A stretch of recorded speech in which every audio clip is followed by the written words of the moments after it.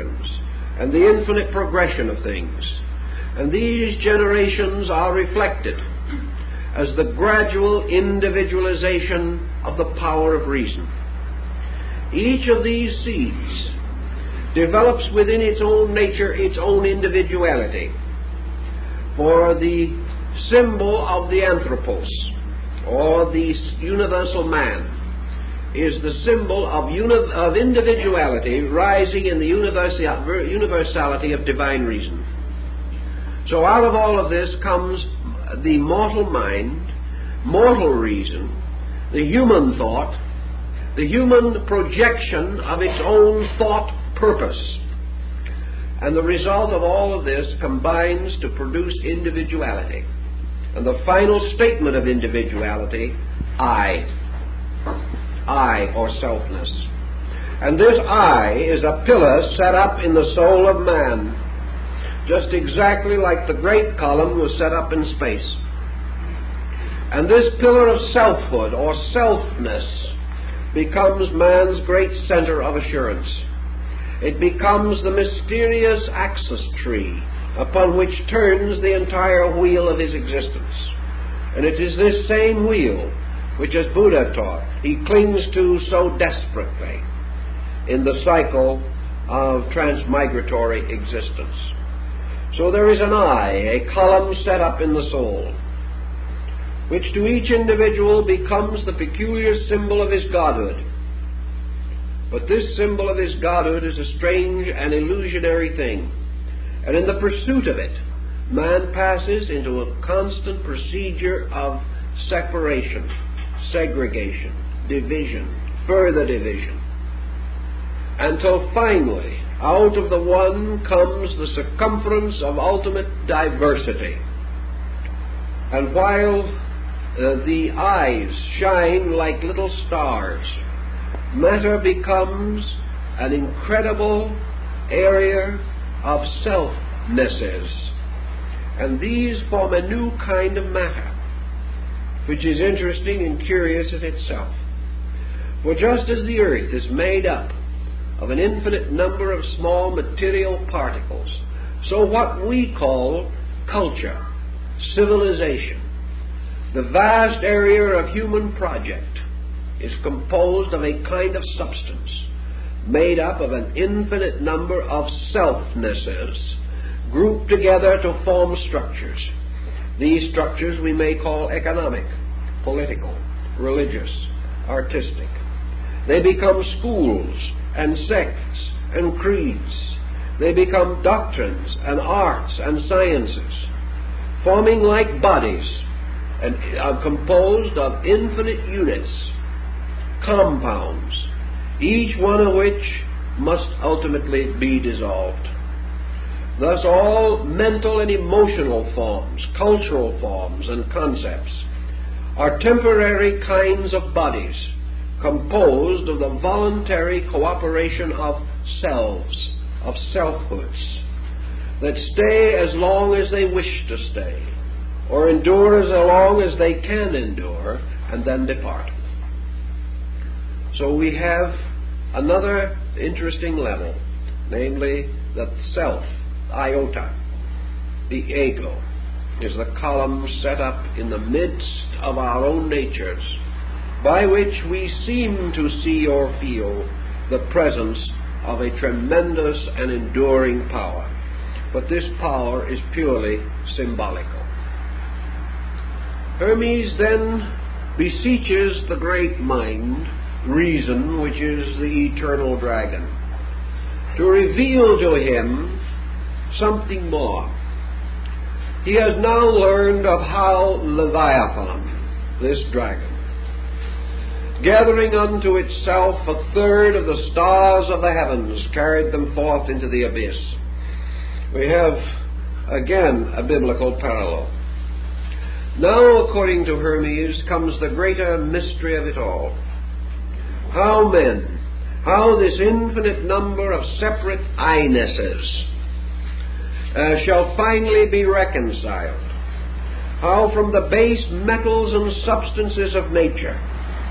the infinite mind shall be rescued and restored and revived. And reason explains to Hermes that all these forms and bodies set up in nature are merely the instruments of its own purpose, and that its purpose is the complete and full discovery of its own unity. Man, in order to experience that which is good, must have certain need, must have desire, and must be capable of the archetypal thought of good. It must have the ultimate archetype of unity in order to experience its own eternal unity.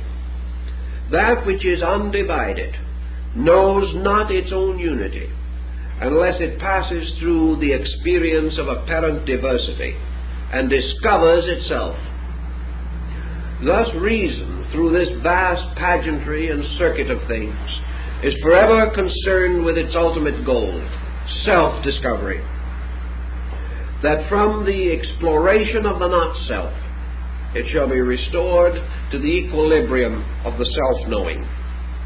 And the great mind, or reason, tells Hermes that the course of this is a vast cycle of which the death of man is a miniature representation or replica.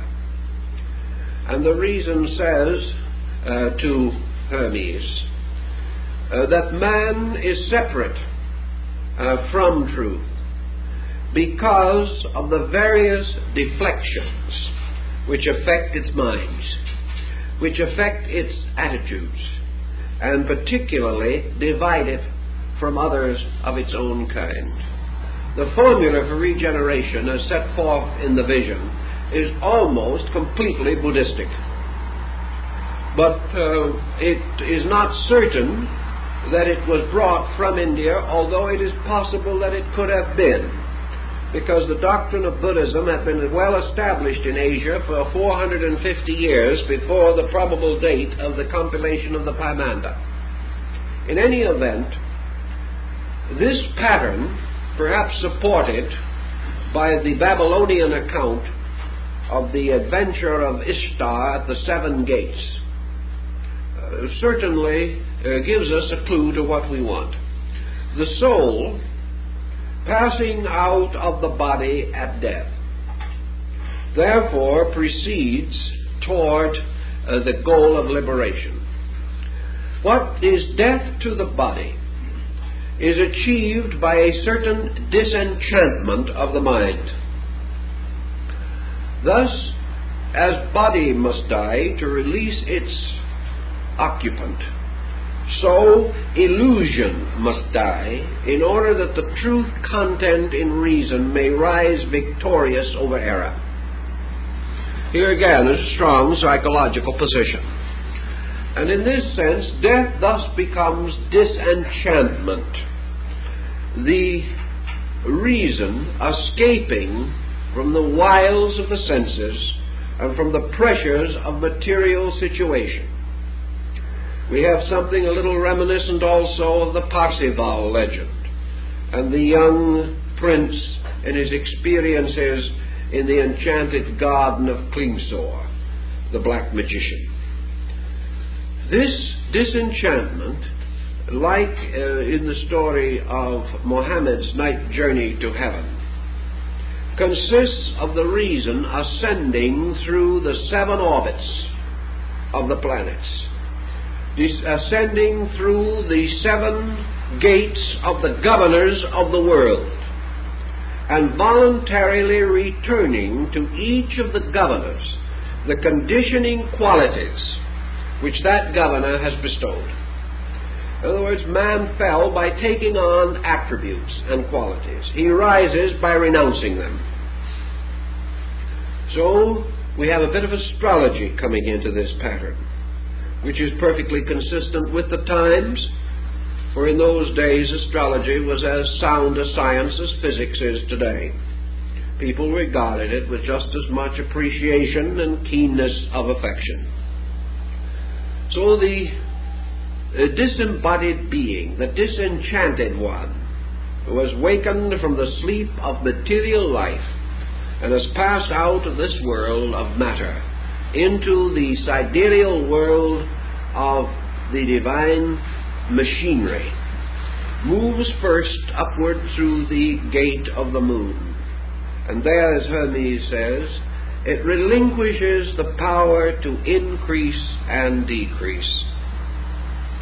In other words, it ends the moods, or renounces its strange allegiances by which man has become servant of the moon, servant of change, servant of vacillation, servant of mood, servant of generation, servant of all these things which in their inconstancy hold up the mirror of illusion in which the being sees the distorted reflection of itself. So to all the strange illusions of night and darkness, the waxing and waning, from the strange laws governing the 28-day cycle of the moon, to all the strange world of phenomena which is associated by the ancients with the lunar orb, and constitute together the lunacy of old time. These are rejected, cast off, returned again to their custodian, where they shall be held to be used by others who need them. But now the soul is returning to its homeland, and having relieved itself from all of these mysterious bonds and bondages, the soul then ascends to the gate of Mercury. And here it returns to the guardian, or the worker of the gate, in its own way, those things which belong to the world of Mercury.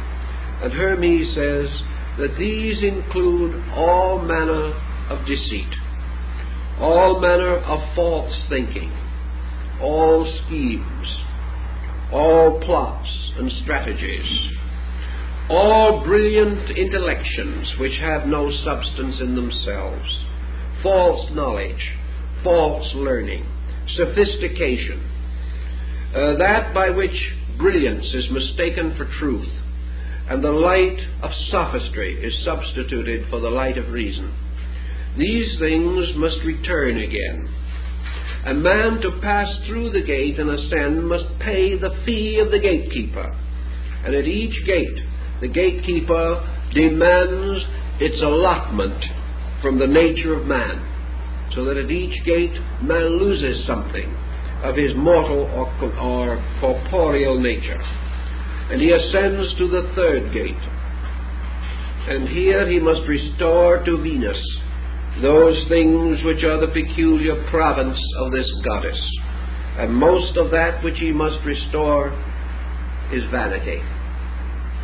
Vanity must cease. He must never again be moved by appearances and the outward semblances of things. He must not chase the will-o'-the-wisp of gratification or of idle fortune, nor must he in any way be deceived by the seemingness of anything. He must penetrate appearances, seeking for that beauty which is in the soul of things, and not indoctrinated only by those symmetries and graces of form which he has mistaken for the presence of reality. Having paid the keeper of this gate, he goes on and approaches the gate of the sun. And here, to this guardian, to this one of the seven governors, he must restore its substance, which is ambition. For here he must return to the gatekeeper all of those things which bear upon greatness, all desire to excel others, all comparative search for self-aggrandizement, to escape from the illusion of high office or the delusion of humility and humble station, to escape also from the temptation of possession and the great temptation of all, to use what we have to the detriment and destruction of those who have less. This must be left with the keeper of the gate of the sun, And then the soul proceeds onward to the gate of Mars. And here the gatekeeper also demands his fee, and to him must be returned all contention, all discord, all hate, all warlikeness, either of the mind or of the body. Here likewise there must be an arbitration of every conflict which can possibly affect adversely the spiritual destiny of the soul. To Mars, therefore, must be given back temper, anger. Even righteous indignation has no place. All things but gentleness must be renounced. And then to the gate of Jupiter the soul ascends. And here it must perhaps sacrifice more than in any other place in our way of thinking today. For here we must sacrifice judgment of others. Here we must sacrifice the type of thinking which many people regard as philosophical. We must give up the mental solution to the mystery of life. Here we must end forever the discussions, discourses, and debates of the learned. Here we must also seek to escape from theoretical knowledge, from the common mistake that if we name a thing, we know it. Here we must reform the whole concept of our higher learning, making it identical with the quest for reality, rather than the accumulation of a wealth of ideas, which may seem to be a marvelous fortune, but really are only a burden to the spirit. And having passed through this gate, the soul comes finally to the gate of Saturn. And here it must give up those things which are its most basic ideas. Its belief in life and death. Its belief in happiness and sorrow. Its belief that this world bears anywhere within the substance of itself any injustice. Also, we must give up all compromise about the laws of nature and the laws of God. Here we must give up all evasions. We must give up everything which seems to point to the permanence of our illusionary state, so that indeed, from the gravity of this planet, we have gained a gravity which holds us down, and we must return it, so that we are once more free of motion, that we move with the moment, that we master the mystery of time, that we overcome forever past, present, and future in ourselves, becoming now not only bodiless but timeless, dwelling in space. And having so done, according to the old beliefs, we were returned again to the infinite, from the strange whirling rings of Saturn. And the soul which has ascended above the seven governors then enters into what Hermes calls the blessed state of the eighth sphere. This eighth sphere, which in the old astronomical system corresponded with the empyrean, or the abode of the angels, or the abode of blessed spirits, was also the sphere of the fixed stars. Here the reason, having liberated itself now from all worldliness, passes into the contemplation of the divine universe, not again necessarily coming face to face with the great dragon, but beholding directly the works of reason, beholding as Hermes did in his vision the unfolding of the resplendent world of absolute law, beholding truly the angels and the stars hymning the wide-eyed cherubim, beholding a magnificent garden in space, a garden filled with the flowers of truth. Here the being comes into the certainty of the divine good, lives in the world directly in the fashioning of God, and beholds inwardly the faces and substances of the divine powers, thus having ascended through the mystery of the ladder or of the 7 conditions, the being no longer conditioned moves again into the archetypal state of pure reason. This, to a certain degree, corresponds also with the ladder of illumination described by Plotinus, the Neoplatonist, for it represents undoubtedly the progressive refinement of man's consciousness and his motion from opinion to sense, from sense to knowledge, from knowledge to wisdom, from wisdom to understanding, from understanding to intuition, from intuition to illumination, and from illumination to God.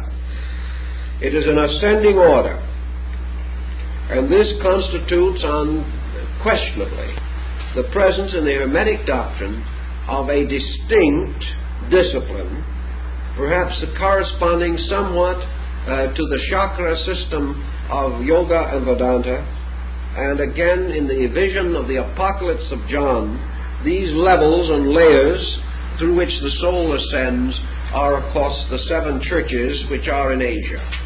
And the victory over the 7 governors corresponds to the opening of the 7 seals. These analogies and parallels bring us again, finally, to the contemplation of released or illumined reason. Reason which, by virtue of itself, now reasons about but one subject, and that is deity. Not deity theologically, but deity as totality.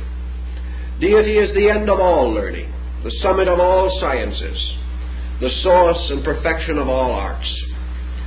We no longer think of reason either as philosophical or as theological. It is now simply the total knowing of the total thing to be known. Hermes, having received this part of the revelation, brings to us another interesting situation for us to consider. He asks the great mind, the great reason, the dragon, something about the nature of the expectancies and hopes of mankind about all this. He knows, and perhaps has already been told, because the original sequence of the verses or sections of the vision is not really known. He anticipates, at least, that he is about to set forth upon the ministry of service, that he is to bring the message of the great dragon, that he is to become the instrument for reason, that truly it is not himself but the divine reason in him which is to speak. And he asks, naturally, to whom shall the reason speak, and who shall understand the reason? How shall this strange ministry be promulgated? And the dragon answers him very, very definitely, but of course, as always in these cases, a dogmatic way which is not clearly practical, at least not in its first presentation. First of all, the reason assures Hermes that the secret of the final liberation of all things is that the same reason which in its substance overshadows and permeates is also the same reason which in its fragments, divided and embodied, must accept the doctrine. Thus reason speaks only to itself. It speaks from the total appearance of itself to the diversified appearance of itself. And because every germ of life contains the seed of reason, this seed can be restored, it can be released, can ultimately be raised from the darkness of its ignorance to an abiding in eternal light. However, this reason, in the case of mankind, is deeply buried and hidden within the structure of mortality. It is obscured, punished, almost destroyed by the senses. It has slight, if any, opportunity in the confusion of our outward living to achieve its proper and purposeful end. Therefore, the divine reason tells Hermes very simply that the course of procedure much as in the biblical parable, is that Hermes shall go forth and sow the seeds of reason, that he shall bring the message, and the message shall fall upon fertile ground and upon sterile ground. And there shall be some who will immediately accept. There are others who will ultimately accept. There are many who will not accept, for time or time and a half times. That there will be those who, understanding, will in various degrees of intensity rise from the darkness of their sleep and search for this reason which is the true substance of themselves. There are others again who will believe it but will not seek. There are some who will say, this is true, but it is not for me. There are others who will say, sometime, but when things are different, I will search, but now I cannot. There are others still who will say, I would like to search, but my worldliness is stronger than my faith. Therefore I shall cling to that which I know. At some time, perhaps, I shall know more. All kinds of humanity. And there are some who shall blaspheme the reason, shall deny that it exists, and say that man comes out of the earth and will return to it, and that is all. And these shall be considered as abiding in a strange, thrice dark darkness. For they are not only without the light, but they are without the vision of the need of the light, and they are without the possibility of the hope of the light. These different beings will variously react, and some may turn upon Hermes and injure him. Some will ridicule him. Some may attempt to destroy him. Others will pass him by and ignore him, and a few will listen. More will argue, and some in turn will attempt to convert him to their ways. But in all cases, it is his duty to preserve always the vision and the reason, to serve it in every way that he can. And if it shall happen that a man shall not come to know the reason of the world, because the voice of Hermes has not reached him, or the voice of other prophets sent by God have not come to him, or men have so diluted the words of the prophets that they can no longer guide their lives by the ancient ways, these men are not lost. They are not destroyed, nor is there for them any great and eternal evil. They shall simply at death go to sleep. And they shall sleep, and they shall move in their sleep through the gates and the keepers of the gates. And in their sleeping they shall pay no fee, and they shall return nothing to the keeper of the gates. And they shall return again into the great eighth sphere, but they shall sleep. And they shall sleep through the mystery of this, and in their sleeping they shall float into the sphere of the stars. And in the sphere of the stars is a river, flowing forever, which is called by us the river of stars, the Milky Way.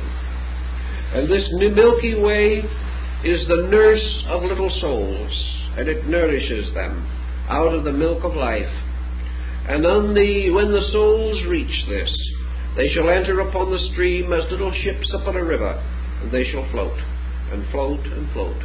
And they shall float back again, down into the world, and be born again. And so they shall float back into the dream, and into the illusion from which they have never awakened. And they shall rest for a little time among the stars, and then they shall be born again in this world. And they shall keep on this cycle until they awaken. For they cannot be released until consciously and voluntarily they return to the seven guardians, the fees of the payment of the seven spheres. This, Hermes is told by the eternal reason, is not because God loves or hates, because God punishes or rewards. For there is nothing that God could hate but himself, nothing he can reward but himself. There is nothing that he can say, "Well done," to, except the doing of himself. There is no way in which a part of himself can be lost to himself, for he is all and he is forever. Therefore this great cycle goes on, not by fear, not by hate, not by punishment, nor by reward, but because it is under the mysterious axis which is called the spindle of necessity, upon which all things turn. And these are the roads and the ways and the machineries by means of which the divine power fulfills its own work. They are the functions of its body, just as circulation and assimilation and excretion are functions of the mortal body of man.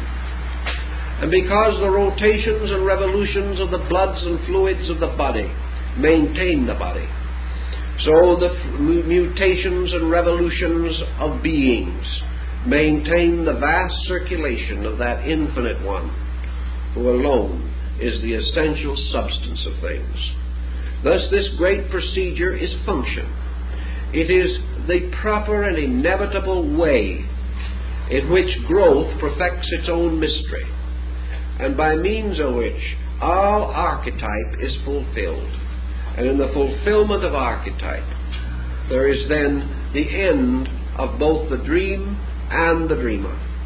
And the dreamer awakens, the dream vanishes, and reality, fully aware of itself, abides continuously in the state of conscious reason, the eternal state of all-knowing, but liberated from the great illusion which is self-knowing. This concept gives certain comfort to Hermes, who then declares himself as willing to accept it. He also declares that it has come upon his consciousness, that he knows that the sleeping of the body is the waking of the soul, and that the waking of the body is of the sleeping of the soul. That man has two ways of life, two kinds of life. A life in which the senses are awake and the soul sleeps, and a life in which the soul is awake and the senses sleep. And that he now has joined himself consciously to the wakefulness of his soul, and that by this waking he does not destroy the senses, nor does he turn upon them as upon some evil thing, nor does he hate them. He simply returns them to the substances of space to which they belong. He returns them to the great keepers, who are the guardians of these things, and proceeds on his own victorious journey back to his own native land. He has completed his Odyssey. He has fulfilled the terrible journey which began at the siege of Troy and ends when he reaches the land of his birth. Hermes, then, conceiving these things, meditates upon them, and he tries to give us a certain further insight as to the meaning of religion and of the place of reason in all things. The word reason is hard. It is a word that we have to use. Perhaps some of the things we have said have indicated its extra-intellectual dimension. Certainly Hermes did not mean rationality as we use it. He did not mean the reasoning power as we have it. He meant rather the self-knowing consciousness of deity, which achieves a kind of existence by liberating itself from the self-knowing of all the parts of itself. Well, while the parts remain self-knowing, the total is not. When the total becomes self-knowing, the parts are not. It is a formula, and it is a formula that is to be found in many ancient works, but perhaps nowhere evolved and developed with as much dramatic insight as in the Hermetic legend or fable. Also, Hermes accepts this reason as a kind of complete and total insight without condition. In other words, reason implies complete freedom from the pressure of sensory perception. It implies complete liberation from any false pressure of thought or emotion. Reason is the pure power of rational cognition. It is that which inevitably turns upon fact and moves into identity with truth. Reason is therefore a kind of undisturbed ability to approach the thing in its substance, and is utterly impossible so long as pressures of any kind, mental, emotional, or physical, color or influence cognition. Thus we have in the concept of this pure reason almost a Buddhistic idea. The sense of nirvana as we find it, the samadhi of the saint in Eastern mysticism, this condition of the total experience of reality without the recognition of self-existence, the drifting of the personality to sleep, in which in this moment, when the personality ceases, the universal part, the universality takes over, opens and rushes in upon man, perhaps even with the terrible aspect of the great dragon. Sometimes also in the subtle radiance with which that dragon later enveloped its power so that it was more easily cognizable by Hermes. But in this pure reason is pure knowing, the knowing of causes, the knowing of things not by their names but by their substances and natures. Pure reason is therefore the utter cognition of total existence, total life, total energy, total God. And this cognition, by its very nature, as Hermes himself realizes, moves the individual gradually from his own existence to something else. Hermes fully realized that this ultimate state of reason could not belong to man. This perfection of cognition, this total apperception and apprehension of all things, was no longer a human faculty. There could be only one all-knowing power. There could be only one reason behind all things reasonable. Therefore, man himself could not ever become totally perfect in this rational faculty. The only answer was that as man ascends and leaves his humanity behind, he leaves also behind the mysterious image of the redeeming man, the anthropos. For the anthropos represents man's awareness of his nearest proximity to reason or reality. Thus the anthropos represents the extreme of conscious learning, conscious wisdom, conscious understanding. It is the highest state in which a being can contemplate its own source. Therefore it stands above the circle of the worlds. It stands as the only begotten. It is selfhood, the only born of the selfless. Man, therefore, can attain, perhaps, to an heroic state, for the hero of the Greek is the anthropos of Hermes. Man can reach a condition where perhaps all knowledge shall be granted unto him, where everything knowable he shall know, where everything learnable he shall learn, and everything capable of being understood he will understand. But when he attains that, he stands on the borders of space. He stands gazing out upon the final expanse of actual participation, identification, by means of which all things observed and contemplated have their intervals removed. This man cannot achieve by his own reason. So Hermes, following the Eastern mystics, Buddha and others, realized that at the last step Human reason simply ceases, and something else goes on.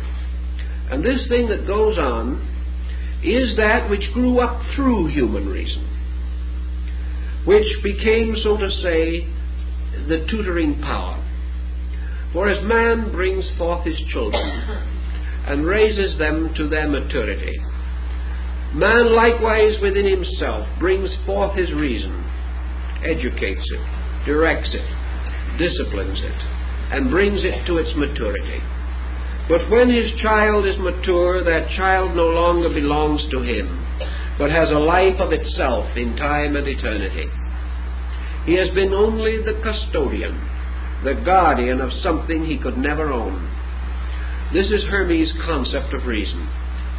Namely, that this reason which man disciplines, tutors, and uses for so many diverse purposes was never his own, and can never be his own.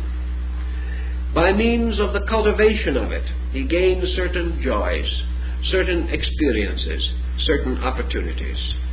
But as he shares the companionship of his children in their growing years, only to have them leave him when they reach their own majority, so reason, having attained its majority, leaves man and goes back to God. It carries with it that part of man which is by a strange spiritual heredity associated with reason.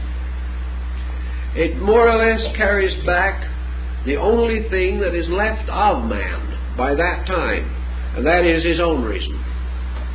But his own reason, leaving the world behind, leaves its own selfhood behind and becomes again universal reason.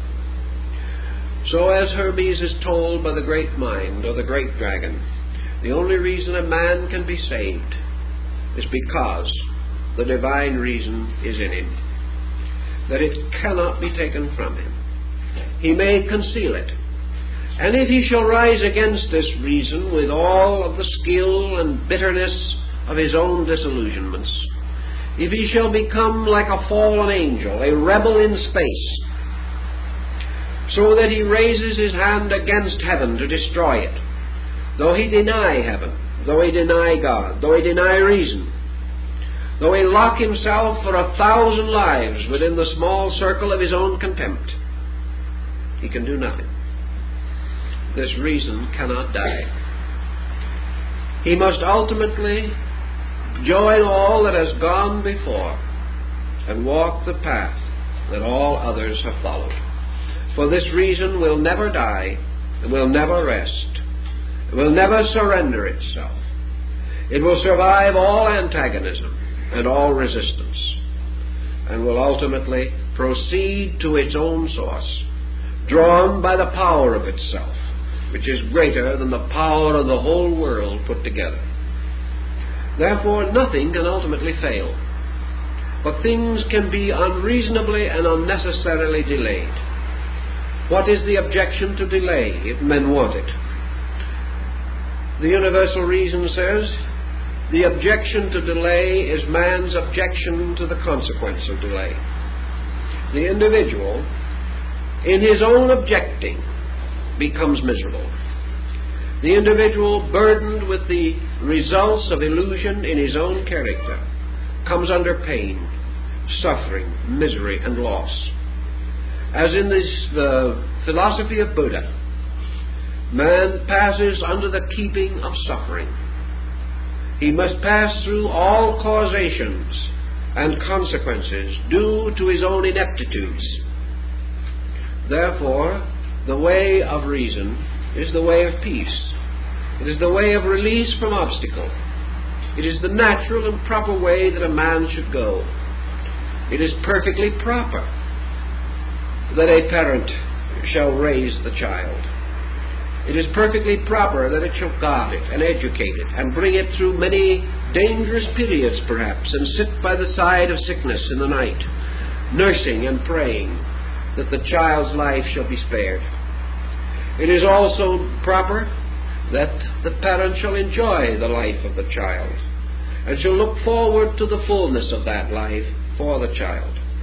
But when the child grows up, which is like human reason reaching its majority, the parent, the old body, the personality, with its senses and its limitations and restrictions, shall be so selfish as not to release the child, that the parent shall try to dominate the child, shall hold its life beyond the proper time, shall make this child the servant of its own happiness, instead of freeing the child to live the life that was its proper purpose. If, therefore, having brought the child to majority, the parent then continues to press its own will upon the child, then this child's life is damaged. Then there are sorrows for both child and parent, and perhaps the child will rebel, or perhaps the parent will have a broken heart because it has not received the sympathy and understanding which it feels it deserves for having so faithfully reared that child. This is the problem of reason and the mind.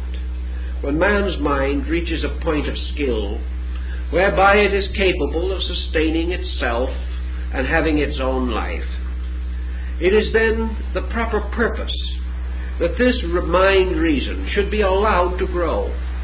Man should not bind it to merely the satisfaction of his senses.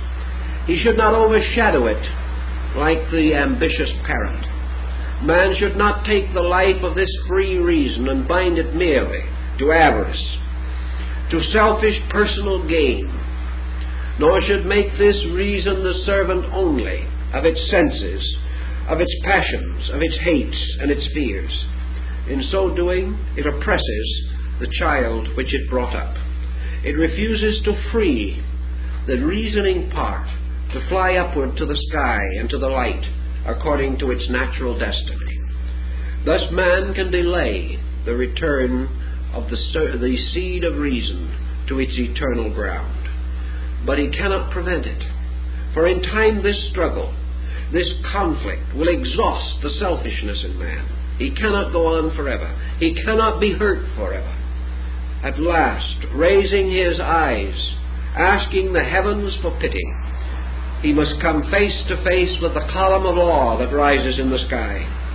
And he must realize that against the eternal will he has struggled in vain, and that his waves breaking against reality are themselves broken, but reality stands unmoved. Thus, in the Return to Reason, Hermes points out that eternal reason, speaking through him, Hermes, gave its message to his disciples, who are also reason. That one speaking to another is one speaking to the same. That everywhere the message goes forth, and it shall come as a ray of light to the sleeping seeds of itself, and they shall burst forth out of the earth, and those who are ready shall follow, and those who are not ready will not follow. This following is of no importance, nor does it have any meaning, because all these things are within the common reason, which is the infinite good. No man should be surprised by the conduct of another, because reason embraces all conduct and understands it, and knows why it is as it is.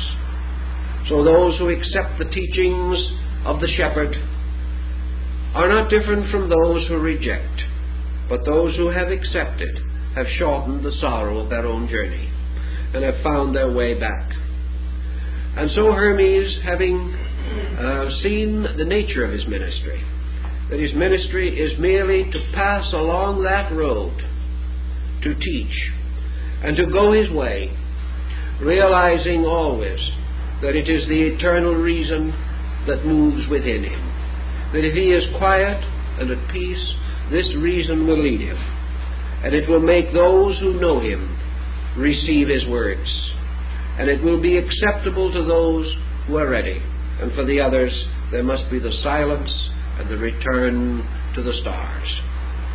And having more or less put this whole pattern in order in his own consciousness, Hermes then raises his voice to hymn this eternal reason, and his words of praise are the words of the priest. For in this reason he is paying tribute to God, who of all creatures alone is completely reasonable. He is thinking of God now not as an ancient power standing with thunderbolts or upon a gilded throne on some Olympian height. God is a kind of wonderful common sense, a common sense common to all things, but uncommon to the human experience.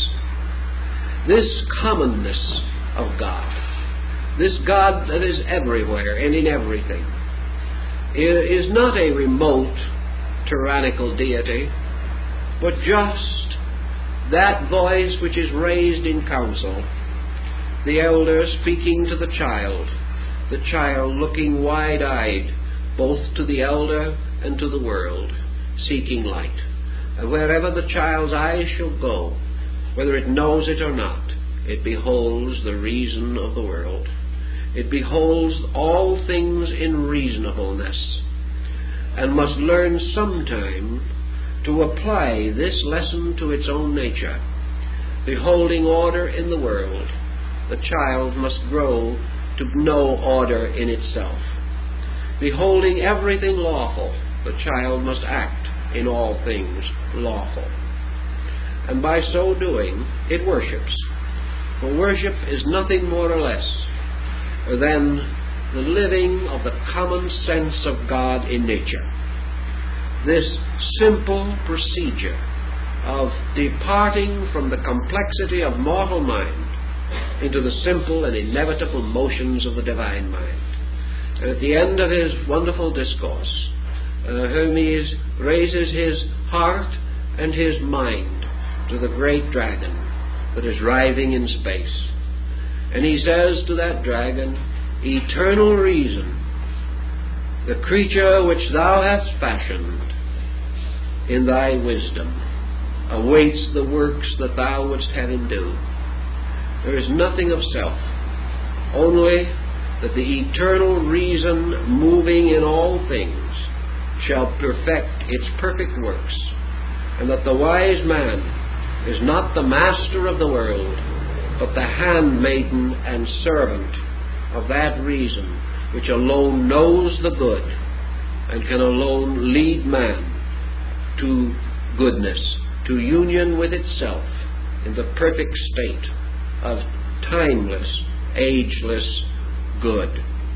Thus the reason is all these things which we have variously named, but most of all, it is the total reasonableness of existence, bearing witness to the great reasoner, to the great power that does all things in a reasonable way, and that in this reasonable way all hope, all faith, all love, all friendship have their perfect works, for these things are the most reasonable of all. Well, time's up, folks.